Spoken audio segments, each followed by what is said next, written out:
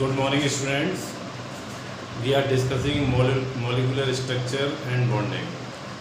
In last lecture, we have discussed about the ionic bond. In this lecture, we will continue about the covalent bond. And in general, we can say that this chapter is mostly around the covalent bond. In this chapter, we will discuss various types of covalent bonds, molecular structures, and also theories given by various scientists, and many concepts related to covalent bond. So we can say this chapter is devoted mainly to covalent bond.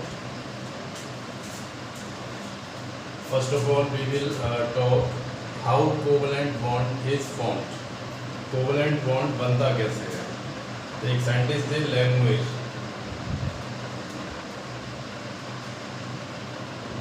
in 1919, है ना। उन्होंने एक नया concept दिया। आजकल हम सभी familiar हैं इससे, लेकिन फर्स्टली कोवलेंट बॉन्ड के बारे में जो बात की दैट वाज लैंग्वेज। देखिए, जब हम पीरियोडिक टेबल की बात करते हैं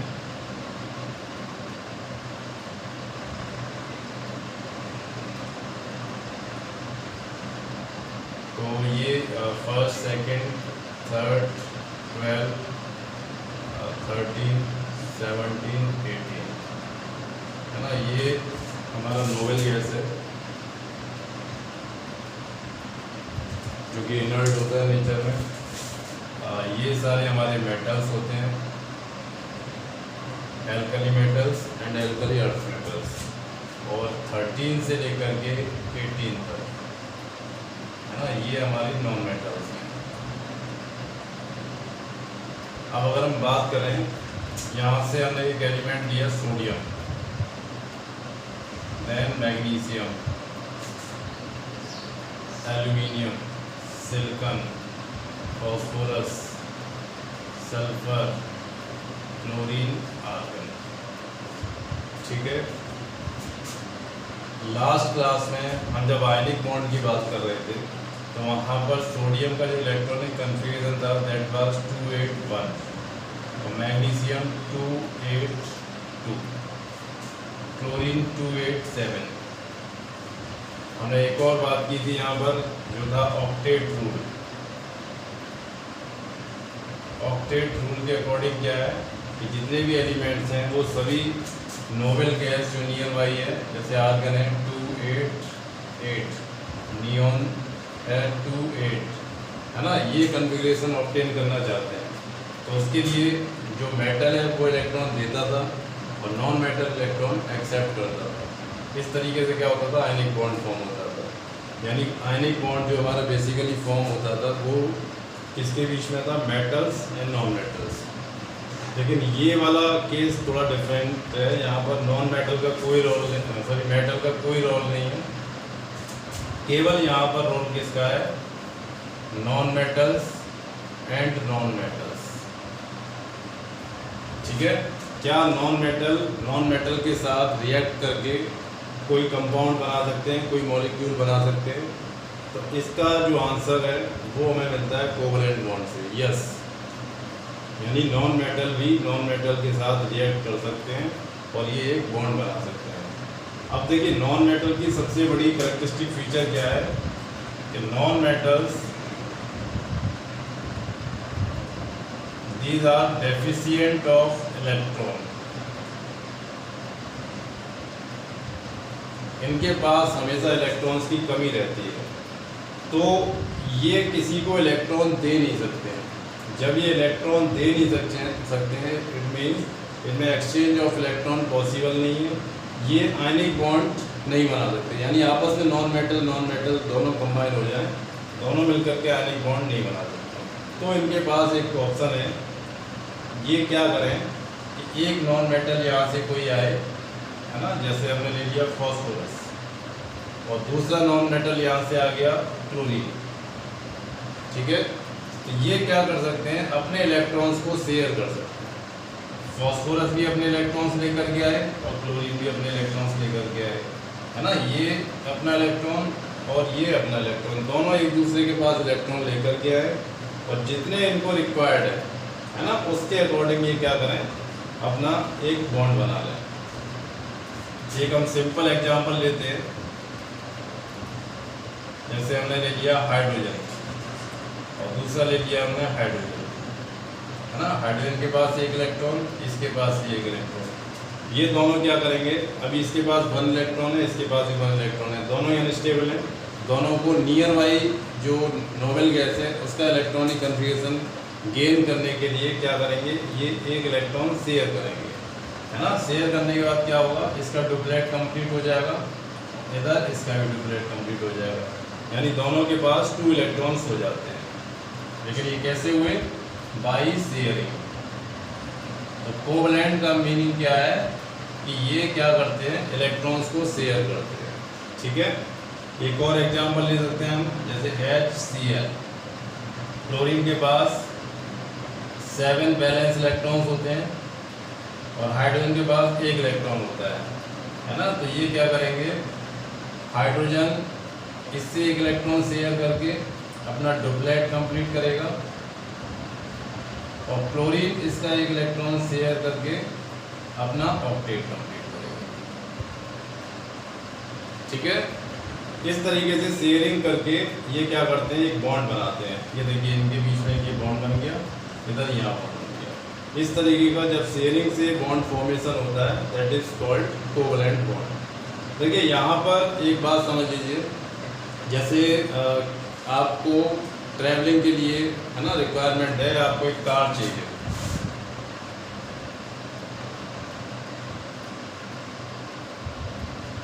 है ना, आपको एक कार चाहिए। तो कार के लिए आप क्या करते हैं, आपके पास 2 ऑप्शंस हैं। अगर आप रिच हैं, आपके पास अच्छा बैंक बैलेंस है, तो आप क्या करेंगे, शोरूम पर जाएंगे और उसको 10 लाख रुपीज़ पे करेंगे और एक ब्रांड न्यू कार लेकर के आ जाएंगे, ठीक है। आपने उसको पैसा दिया, उसने आपको कार दे दी, ठीक है। लेकिन अगर मान के चलिए कि आपके पास पैसा नहीं है ना, आपके पास लिमिटेड मनी है, लेकिन आपको कहीं ऐसी जगह जाना है जहाँ आपको ज़रूरत है कि कार से जाना सही रहेगा, है ना। तो उस वाले केस में आप क्या कर सकते हैं, आप ओला की हेल्प ले सकते हैं, है ना। ओला का सर्विस, जितनी भी मेट्रो सिटीज़ हैं वहाँ पर ये सर्विस प्रोवाइड कराते हैं। उसमें क्या है कि कार उसी की है, कार उसी के पास रहेगी, लेकिन जब भी आपको ज़रूरत है आप क्या करेंगे, उसको कुछ अमाउंट दे करके, है ना, और जब ज़रूरत पड़ेगी आप उससे ले सकते हैं, है ना। आप उस कंडीशन में आ सकते हैं कि you have a car, you can travel by a car when ever you need. बिल्कुल सेम वे में कोवलेंट बॉन्डिंग है। कोवलेंट बॉन्डिंग में क्या होता है, 2 हमारे हाइड्रोजन है, दोनों हाइड्रोजन के पास, अभी देखिए इसके पास अपना दोनों के पास 1 इलेक्ट्रॉन है, लेकिन ये क्या कर सकते हैं, दूसरे के इलेक्ट्रॉन को शेयर करके, है ना, ये इस कंडीशन में आ सकते हैं कि इनके पास भी 2 इलेक्ट्रॉन्स हैं। जब भी इसको अपने डुप्लेट को कंप्लीट करना है तो ये इलेक्ट्रॉन अपना तो है, ये इसको भी अपना मान सकता है ना। लेकिन ये कम्प्लीटली इसका नहीं है, इस पर इसका भी पार्ट है। सेम वे में इसके पास ये इलेक्ट्रॉन है, ये तो इसका है, लेकिन ये वाला इसका नहीं है। लेकिन अगर इसको डुप्लेट कंप्लीट करना है तो उसके लिए वो इसको अपना मान सकता है। सेम वे में क्लोरीन के पास 7 इलेक्ट्रॉन्स तो अपने हैं, लेकिन 1 इलेक्ट्रॉन उसने हाइड्रोजन से शेयर कर लिया। जब भी उसे ऑक्टेट वाली जो स्टेबिलिटी है उसकी फीलिंग लेनी है, तो ये क्या करेगा, इसको अपने ऑक्टेट में कंप्लीट मान सकता है ना, क्योंकि इसने इसके साथ एग्रीमेंट किया हुआ है। सेम वे में हाइड्रोजन, उसके बाद 1 इलेक्ट्रॉन है, 1 इलेक्ट्रॉन उसने इससे शेयर कर लिया, यानी ये इसको मान सकता है, लेकिन ये इसका है नहीं है, इसका इस पर पूरी तरीके से राइट नहीं है ना। लेकिन शेयरिंग की वजह से, एग्रीमेंट की वजह से ये इसको डुप्लेट में मान सकता है, ठीक है। जिस तरीके से ओला की कार है, उसको आप पूरी कन्वीनियंट से, पूरे कंफर्ट के साथ आप कहीं भी ट्रेवल कर सकते हैं, उसी तरीके से ये भी अपना ऑक्टेट कंप्लीट मान सकता है ना। लेकिन ये आयनिक वाला केस नहीं है। आयनिक में क्या होता था, जैसे हम NaCl की बात करते हैं, तो उसमें जो सोडियम का इलेक्ट्रॉन था ये पूरी तरीके से क्लोरीन के ऊपर आ जाता था, है ना। तो ये इलेक्ट्रॉन पर इसका कोई राइट नहीं होता था और इस पर इसका 100% राइट हो जाता था। लेकिन यहाँ पर क्या है, यहाँ डिफरेंट केस है, यहाँ पर राइट इस इलेक्ट्रॉन पर इसका भी है, इस वाले का भी है। सेम पेपर इस वाले इलेक्ट्रॉन का इस पर भी लाइट है और इस वाले एटम का भी इस पर लाइट है, ठीक है। इस तरीके से जब हमारी शेयरिंग होती है तो उसको हम क्या बोलते हैं, कोवलेंट बॉन्डिंग बोलते हैं। अब देखिए कोवलेंट बॉन्डिंग की जब हम बात करते हैं तो इससे कुछ हमारे basic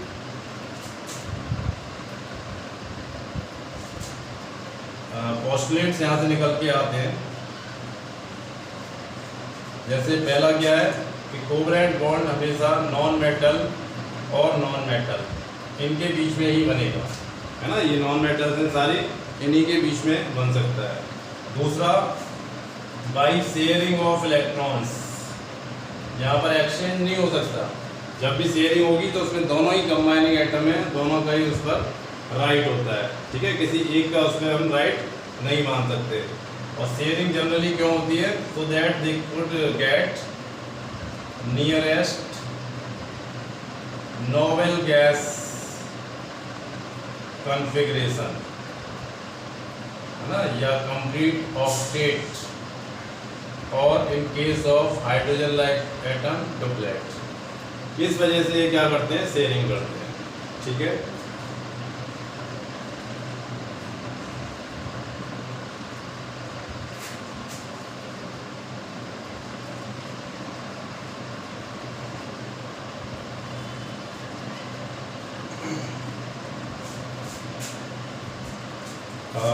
Now the next topic, that is types of covalent bond।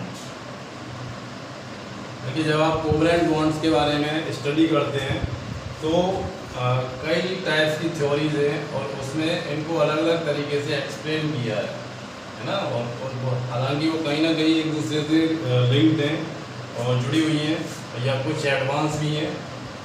तो उनके बेसिस पर जब हम कोवलेंट बॉन्ड को कैटेगराइज करते हैं तो 3 मेन टाइप्स की क्लासिफिकेशन यहाँ बनते हैं।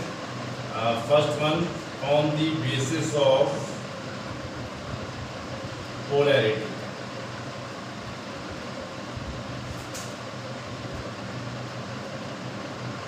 And the second one on the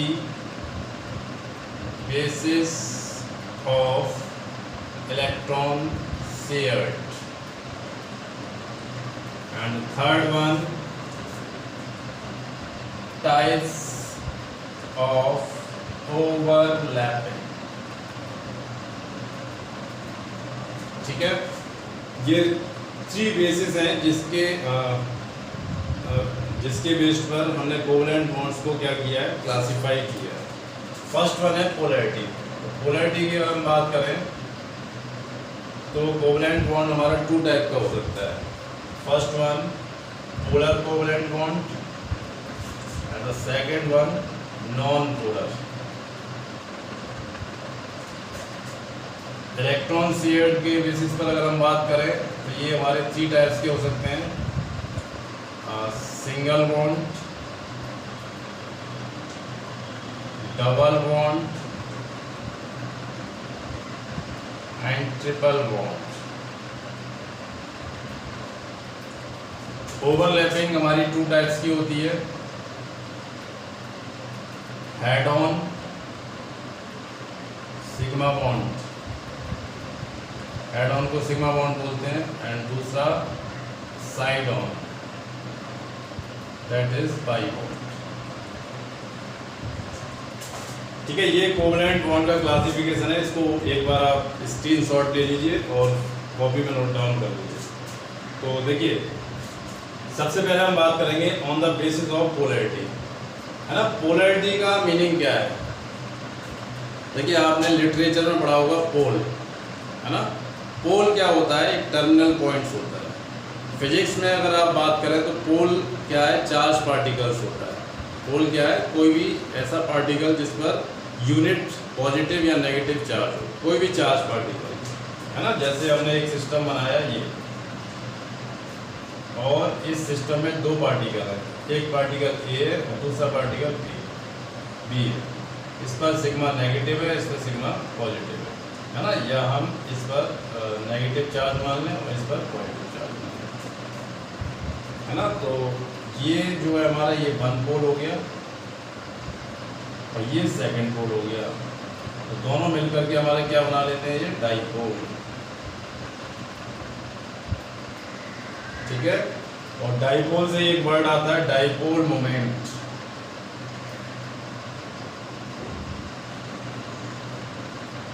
जिसको हम डी से रिप्रेजेंट करते हैं। ठीक है, इसकी अभी हम बात करेंगे, अभी करेंगे, है ना। लेकिन उससे पहले थोड़ा सा हम पोलर और नॉन पोलर को समझ लेते हैं। यहाँ से हमें पोल समझ में आ गया। पोल का मीनिंग क्या है, जब different charge particles, opposite charge particles हैं एक से ज़्यादा, और वो सेपरेट आउट हो जाते हैं एक डिस्टेंस पर, तो वो हमारा क्या डाइपोल बनाते हैं। अब देखिए, जो हमारा कोवलेंट बॉन्ड है, एक नॉन पोलर भी हो सकता है, एक पोलर भी हो सकता है। नॉन पोलर की अगर हम बात करें तो नॉन पोलर का मीनिंग है कि कोई ऐसा हमारा बॉन्ड बन रहा है जिसमें इलेक्ट्रोनेगेटिविटी का डिफरेंस जीरो है। देखिए, एक अच्छा पॉइंट आ गया यहाँ पर। 10th में हमने इलेक्ट्रोनेगेटिविटी की डेफिनेशन स्टडी की थी, है ना। वहीं से उसका एप्लीकेशन है ये कि if electronegativity of two atoms are same or nearly same। ठीक है, जैसे हाइड्रोजन हाइड्रोजन हाइड्रोजन हाइड्रोजन दोनों की सेम होगी। यहाँ से मॉलिक्यूल हमारा क्या बनता है, H2, है ना। ऑक्सीजन ऑक्सीजन मॉलिक्यूल क्या बनेगा, O2। नाइट्रोजन नाइट्रोजन मॉलिक्यूल क्या बनेगा, N2। Cl Cl Cl2। ये सारे मॉलिक्यूल्स हमारे कैसे हैं, नॉन पोलर, है ना। क्यों, क्योंकि इसमें दोनों हाइड्रोजन की इलेक्ट्रोनेगेटिविटी सेम है, दोनों ऑक्सीजन की इलेक्ट्रोनेगेटिविटी सेम है। अब बात करेंगे पोलर की। तो पोलर वाले केस की अगर हम बात करें तो पोलर में क्या होता है, यहाँ पर मैंने क्या बोला, electronegativity of two atoms are same. यहाँ पर क्या होगा, if electronegativity difference between two atoms is less than 1.8। Electronegativity का एक स्केल होता है जिसमें मैंने बताया था कि फ्लोरीन की इलेक्ट्रोनेगेटिविटी 4 होती है। कितनी होती है, 4, है ना। फ्लोरीन से पहले हमारा कौन सा आइटम है, ऑक्सीजन, इसकी कितनी है 3.5। नाइट्रोजन, इसकी कितनी है 3, है ना। Fluorine oxygen nitrogen then carbon, इसकी 2.5। इस तरीके से क्या है ना, इलेक्ट्रोनेगेटिविटी होती है इलेक्ट्रोनेगेटिविटी स्केल पर, है ना। अगर हमारे 2 एटम्स हैं, उनके बीच में इलेक्ट्रोनेगेटिविटी डिफरेंस है, लेकिन इलेक्ट्रोनेगेटिविटी डिफरेंस बहुत ज़्यादा नहीं है। कितनी है, 1.8 यूनिट का डिफरेंस है। मान के चलिए एक है हमारी 4 और दूसरी कितनी है 3.5। कितना दोनों में डिफरेंस हो गया, 1.5। तो यहाँ पर जो बॉन्ड बनेगा वो कोवलेंट होगा, लेकिन कोवलेंट में कौन सा बॉन्ड होगा, पोलर बॉन्ड होगा। कोवलेंट में कौन सा होगा, पोलर। ठीक है, जैसे हमारा एक एटम हाइड्रोजन है और दूसरा एटम हमारा क्लोरीन है, ये दोनों कंबाइन करते हैं, है ना। और कंबाइन करने के बाद बॉन्ड बनाते हैं। तो क्लोरीन हमारा क्या है, मोर इलेक्ट्रोनेगेटिव है, और ये हमारा लेस इलेक्ट्रोनेगेटिव है ना। एक्चुअली क्या है, पॉजिटिव होता है। उस वाले केस में क्या होगा, जब इसकी इलेक्ट्रोनेगेटिविटी हाई है, ये एक्चुअली क्या है, किंग है। किंग मीन्स पावरफुल, जो दूसरे से इलेक्ट्रॉन को अपनी ओर खींच लेता है। ये इसके इलेक्ट्रॉन को तो खींचेगा ही और अपने को भी अपने पास रखेगा, है ना। तो ये जब इस तरीके से खींचता है, देखिए एरो मैंने बनाया हुआ है, ये इधर जा रहा है, तो क्या होगा, इस पर पार्शियल चार्ज आ जाता है, ये पार्शियल नेगेटिव। जो खींचता है उस पर क्या है, वो नेगेटिव में चला जाता है ना, डेप्थ में चला जाता है। तो इस पर नेगेटिव आ गया और ये दे रहा है तो इस पर पॉजिटिव चार्ज आ गया। इस तरीके का जब बॉन्ड बनता है उसको हम क्या बोलते हैं, पोलर बॉन्ड।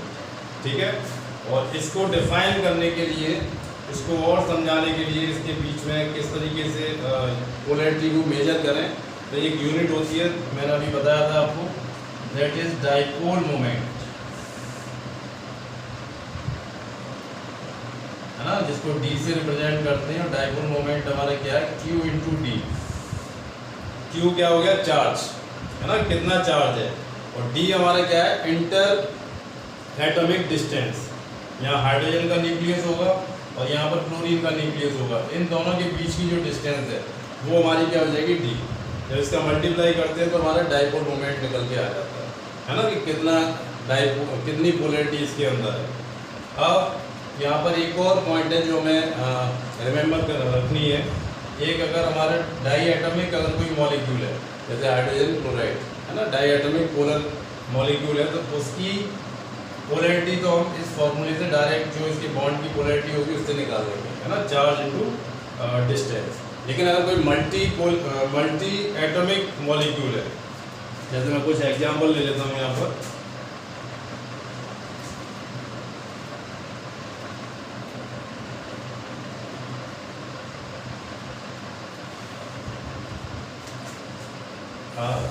ये टिपिकल एग्जांपल्स हैं, इनको आप देखेंगे तो आपको पोलैरिटी का नेचर समझ में आ जाएगा। एक हमारा है NH3 और NF3, दूसरा है H2O एंड PeCl2। देखिए NH3 हमारा क्या है, 1 और 3 हाइड्रोजन, ऐसे 1 और 3 फ्लोरीन, 4 एटम्स हैं, और यहाँ पर भी 4 एटम्स हैं, है ना। लेकिन दोनों का डाइपोल मोमेंट डिफरेंट है। इसका जो डाइपोल मोमेंटम है ना, वो हमारा क्या है, लेस है, और इसका डाइपोल मोमेंट हाई है। तो अब ये हम कैसे पता करेंगे कि किसी का डाइपोल मोमेंट कम है और किसी का डाइपोल मोमेंट हाई है।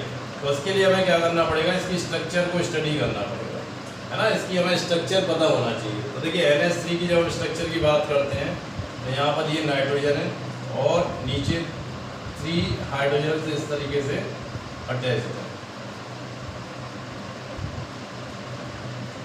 ठीक है। ये नाइट्रोजन एटम और 3 हाइड्रोजन नीचे इस तरीके से अटैच है। एक इसमें लॉन पेयर भी होता है, तो लॉन पेयर हमारा यहाँ पर है। अब क्या होता है, जो नाइट्रोजन है इसका जो डाइपोल मोमेंट की डायरेक्शन है वो अपवर्ड है, और क्योंकि नाइट्रोजन की इलेक्ट्रॉन नेगेटिविटी हाइड्रोजन से ज़्यादा है ना, तो ये क्या करेगा, इनसे इलेक्ट्रॉन्स को खींचेगा। जब इनसे इलेक्ट्रॉन्स खींचेगा तो इनके भी जो डाइपोल मोमेंट की डायरेक्शन होगी वो किधर हो जाएगी, अपवर्ड डायरेक्शन। देखिए इस तरीके से नाइट्रोजन अपवर्ड और 3 हाइड्रोजन वो भी अपवर्ड, तो सबका जो डाइपोल मोमेंटम है वो क्या है, वन डायरेक्शन में हो जाएगा। कैसा नेचर है इसका, एडिटिव। इस वजह से इसका जो डाइपोल मोमेंटम है वो हमारा क्या हाई होता है। NF3 का केस देखिए, यहाँ हमने नाइट्रोजन लिया और इसके साथ फ्लोरीन 1 2 एंड 3 फ्लोरीन हमने टेस्ट कर दी। ये जो फ्लोरीन है ये क्या है, सॉरी नाइट्रोजन है, इसके पास एक लॉन पेयर है, इसके जो डाइपोल मोमेंट है वो अपसाइड डायरेक्शन में। लेकिन जो फ्लोरीन है, फ्लोरीन सेंसा है। फ्लोरीन क्या है, सेंसा, जो सबसे बड़ा बादशाह है वो फ्लोरीन है पूरी पीरियडिक टेबल में। ये क्या कर सकता है, किसी से भी इलेक्ट्रॉन अपनी ओर अट्रैक्ट कर सकता है ना। तो ये क्या करेगा, नाइट्रोजन से उल्टा इलेक्ट्रॉन अपनी ओर खींचेगा। तीनों जो फ्लोरीन है इलेक्ट्रॉन्स को अपनी ओर खींच लेंगे। तो यहाँ से जो डाइपोल मोमेंट की डायरेक्शन है वो नीचे की तरफ है और नाइट्रोजन की अपवर्ड डायरेक्शन है। तो यहाँ पर क्या होगा, देखिए मान के चलिए ऊपर हमारा 10 पार्ट है और नीचे कितना है, 15 पार्ट है। तो रिजल्टेंट जो आएगा क्या आएगा, 15 - 10 यानी 5 यूनिट। ये कैसा हमारा डिस्ट्रक्टिव है, कैसा है, डिस्ट्रक्टिव। इस वजह से इसका जो डाइपोल मोमेंटम है NF3 का वो लेस होता है और NH3 का डाइपोल मोमेंट हाई होता है, क्योंकि ये कंस्ट्रक्टिव है, ठीक है। एक हमारा ये पॉइंट हो गया। सेकेंड पॉइंट की अगर बात करें that is water and BeCl2। तो वाटर का जो मॉलिक्यूल है H2O, यहाँ पर देखिए ये ऑक्सीजन है, उसके साथ 2 हाइड्रोजन अटैच्ड है और इस पर 2 हमारे लॉन पेयर होते हैं, ठीक है। ये क्या है, lone pair of electrons. Total electron कितने होते हैं ऑक्सीजन में, 6 होते हैं। उसमें से एक हाइड्रोजन के साथ हो गया, दूसरा इसके साथ हो गया, बाकी के 4 बच गए। 4 2 के पेयर में 2 लॉन पेयर यहाँ पर हो गए। ये ऑर्बिटल्स हैं, ऑर्बिटल्स के अंदर 2 इलेक्ट्रॉन्स हैं, है ना। तो अब ये क्या करते हैं, रिपल्सन शो करते हैं। इसके बारे में अभी हम नेक्स्ट थ्योरी आएगी, वेस्पार्ड थ्योरी, इसमें और डिटेल में बात करेंगे, ठीक है। तो ये रिपेल करेंगे तो इस वजह से क्या होगा, इसका जो डाइपोल मोमेंटम है ना, एग्जिस्ट करता है। क्यों बनेगा? क्योंकि ऑक्सीजन का डायपोल इधर जाएगा और हाइड्रोजन को ये खींचेगा अपनी ओर, तो इनका भी क्या होगा? कंस्ट्रक्टिव हो जाएगा। लेकिन BeCl2 की बात करें तो यहाँ देखिए बेरिलियम, ये क्लोरीन इधर है और दूसरा क्लोरीन इधर है। क्लोरीन इलेक्ट्रोनेगेटिव है, ये भी इलेक्ट्रोनेगेटिव है, तो ये क्या करेगा? इलेक्ट्रॉन्स को इधर अपनी ओर खींचेगा, ये इधर खींचेगा, तो दोनों एक दूसरे के डायपोल मोमेंटम को कैंसिल आउट कर देंगे। इसका डायपोल मोमेंट क्या हो जाएगा? 0 हो जाएगा। ठीक है, तो पोलर मॉलिक्यूल जो है हमारे पोलर कोवलेंट मॉलिक्यूल है, उसकी पोलैरिटी को हम इस तरीके से स्ट्रक्चर के बेसिस पर और डायपोल मोमेंट की मदद से पता कर सकते हैं कि उसकी पोलैरिटी कितनी हाई है। अच्छा, इसमें एक और पॉइंट है जो आपको यहाँ पर रिमेंबर रखना है, that is very important.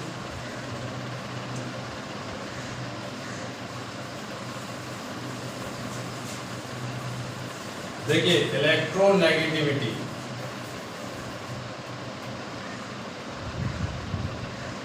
Difference है ना, यहाँ पर 3 केसेस हैं। फर्स्ट, नो डिफरेंस, जो हमारे 2 एटम्स हैं उनके बीच में जब वो रिएक्ट करते हैं और उनकी दोनों की इलेक्ट्रोनेगेटिविटी सेम है, उनकी इलेक्ट्रोनेगेटिविटी में कोई डिफरेंस नहीं है, तो उस केस में जो बॉन्ड बनेगा वो हमारा कैसा होगा? Non polar covalent. ठीक है। Second one, there is a difference, difference है इलेक्ट्रोनेगेटिविटी में, कितना?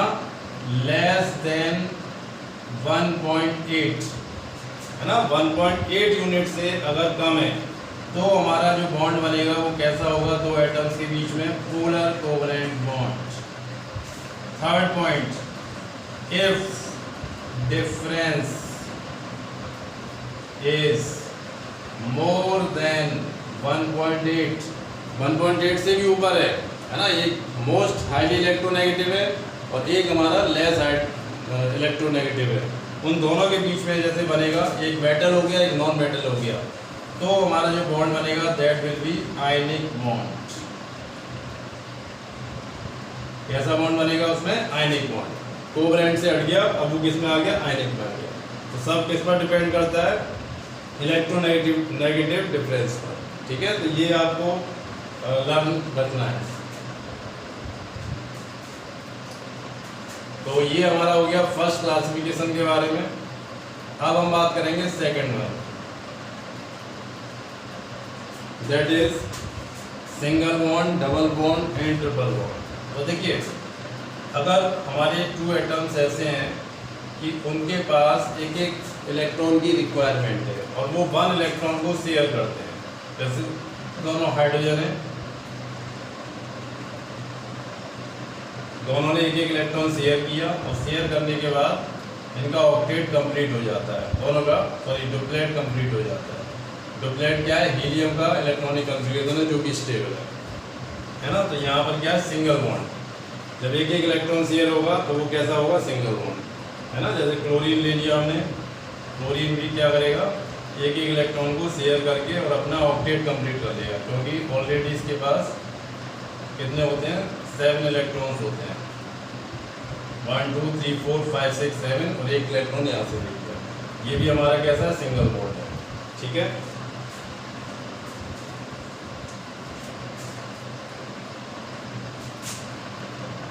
एक और ले सकते हैं, मीथेन।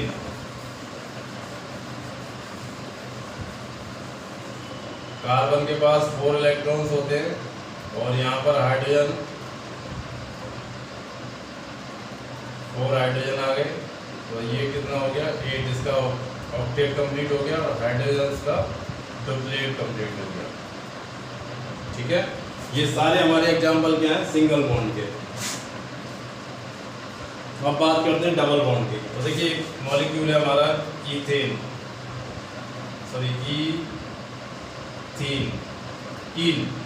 ईन means double bond, carbon carbon double bond है ना। बाकी क्या? यहाँ हाइड्रोजन,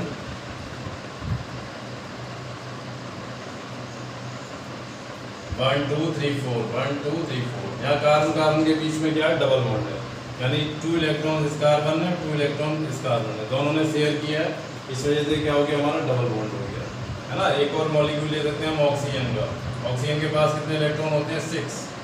1 2 3 4 5 6, 1 2 3 4 5 6 है ना। देखिए ये ऑक्टेट इसका कंप्लीट हुआ, ये ऑक्टेट इसका कंप्लीट हो गया, और यहाँ पर क्या हुआ, डबल बॉन्ड फॉर्म हो रहा है। ठीक है, ये एग्जांपल्स हैं हमारे डबल बॉन्ड के। एक हम बात करेंगे ट्रिपल बॉन्ड की, जैसे एथाइन, जिसको हम एसिटिलीन भी कहते हैं, कार्बन कार्बन ट्रिपल बॉन्ड। ठीक है, यहाँ पर क्या होगा, 1 2 3, इस कार्बन ने और इस कार्बन ने दोनों ने 3 इलेक्ट्रॉन शेयर किए, और एक इलेक्ट्रॉन हाइड्रोजन के साथ शेयर किया है, तो इसके कितने हो गए, ये 8 कंप्लीट हो गए, यहाँ इसके 8 हो गए, और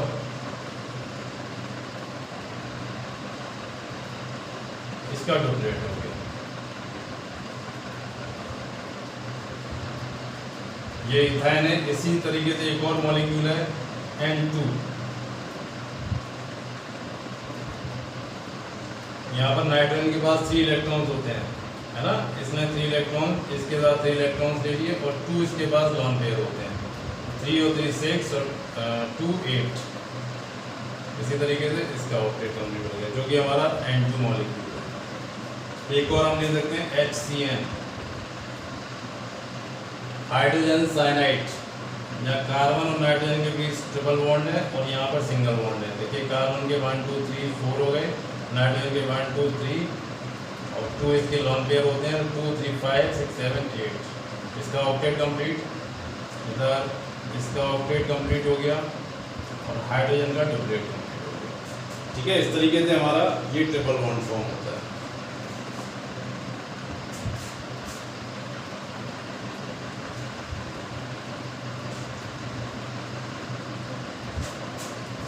अच्छा, एक और है हमारा टाइप्स ऑफ ओवरलैपिंग। ओवरलैपिंग हमारा एक होता है हेड ऑन ओवरलैपिंग, और एक होता है साइड ऑन ओवरलैपिंग। देखिए इसके बारे में जब हम बैलेंस बॉन्ड थ्योरी को पढ़ेंगे तो वहाँ पर थोड़ा डिटेल आउट करेंगे। अभी केवल हम ये मान लेते हैं जो ऑर्बिटल होती हैं हमारी, जैसे ये कार्बन और ये कार्बन, ठीक है, इसकी ये ऑर्बिट है इस तरीके से, और इसकी ये ऑर्बिट है। ठीक है, जब ये इसका हेड है ना, पहले वाले का हेड और दूसरे का हेड दोनों एक दूसरे से ओवरलैप करते हैं इस तरीके से, है ना। जब जो बॉन्डिंग होती है उसको हम क्या बोलते हैं, सिग्मा बॉन्ड या हेड ऑन ओवरलैप। एक केस ऐसा आता है कि जब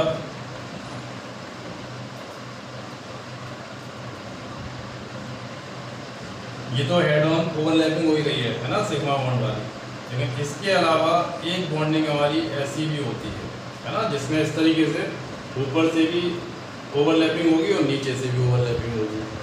यहाँ से ओवरलैपिंग हो रही है और यहाँ से, इसको हम बोलते हैं पाई बॉन्ड। ये जनरली सिंगल बॉन्ड होता है ना, उसमें इस तरीके की ओवरलैपिंग होती है, और जहाँ डबल बॉन्ड या ट्रिपल बॉन्ड होता है वहाँ पर ये वाली बॉन्ड। इसके बारे में हम डिटेल आउट करेंगे जब हम बैलेंस बॉन्ड थ्योरी को स्टडी करेंगे। ठीक है, ये हमारा टाइप्स ऑफ कोवलेंट बॉन्ड हो गया। नेक्स्ट क्लास में हम आयनिक और कोवलेंट बॉन्ड का कंपैरिजन करेंगे। ओके, इसको आप रिवाइज करिए, स्टडी करिए और नोट्स बनाइए। Thank you.